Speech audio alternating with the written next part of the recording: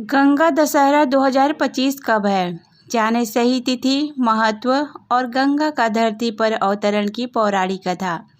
नमस्कार दोस्तों, मैं सरिता। स्वागत है आपका अपने YouTube चैनल मैं तुलसी में। गंगा दशहरा का त्यौहार हर साल ज्येष्ठ मास की शुक्ल पक्ष की दशमी को मनाया जाता है। पौराणिक मान्यतानुसार माँ गंगा ब्रह्मा के कमंडल से निकलकर भगवान शिव की शिखाओं से होते हुए इसी दिन धरती पर अवतरित हुई थी। पौराणिक काल से ही हिंदू धर्म में माँ गंगा का विशेष महत्व माना जाता है। कोई भी धार्मिक अनुष्ठान बिना गंगाजल के पूर्ण नहीं किए जाते हैं। मान्यता है कि गंगा स्नान करने से मनुष्य के पापों का नाश होता है और उसे पुण्य की प्राप्ति होती है।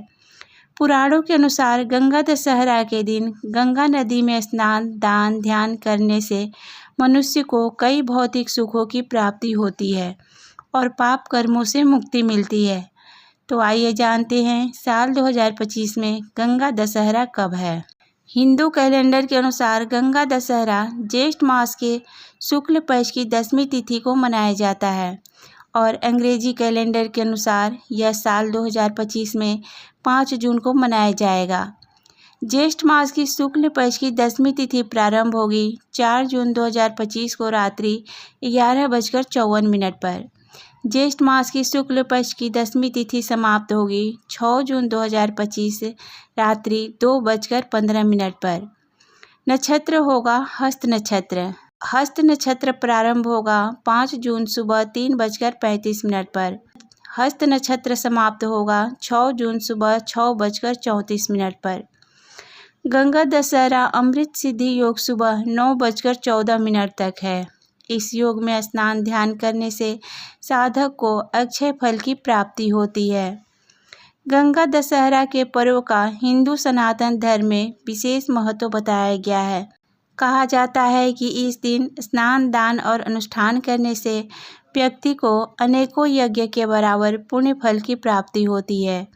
इसलिए गंगा दशहरा के दिन अगर आप गंगा पर जाकर स्नान, दान आदि नहीं कर सकते हैं तो आप किसी भी पवित्र नदी, सरोवर आदि में स्नान जरूर करें।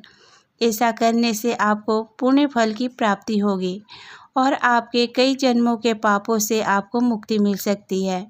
पौराणिक कथा के अनुसार राजा भागीरथ को अपने पूर्वजों का तर्पण करने के लिए गंगाजल की आवश्यकता थी, लेकिन उस दौरान माँ गंगा स्वर्ग में रहती थी। ऐसे में माँ गंगा को धरती पर लाने के लिए राजा भागीरथ ने कठोर तपस्या की। उनकी कठोर तपस्या से प्रसन्न होकर माँ गंगा ने धरती पर आने का उनका आग्रह स्वीकार कर लिया।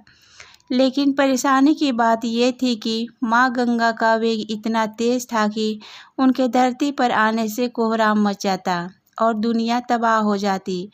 ऐसे में माँ गंगा के कहने पर राजा भागीरथ ने भगवान शिव की तपस्या की और उन्हें प्रसन्न करके उनसे माता गंगा को अपनी जटाओं में बांधने का आग्रह किया।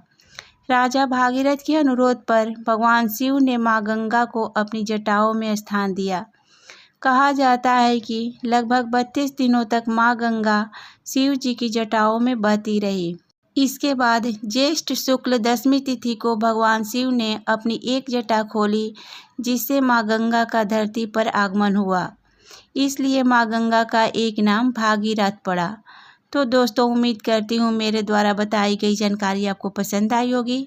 अगर जानकारी पसंद आई हो तो प्लीज़ वीडियो को लाइक करें, दोस्तों के साथ शेयर करें और चैनल को सब्सक्राइब कर दें। धन्यवाद।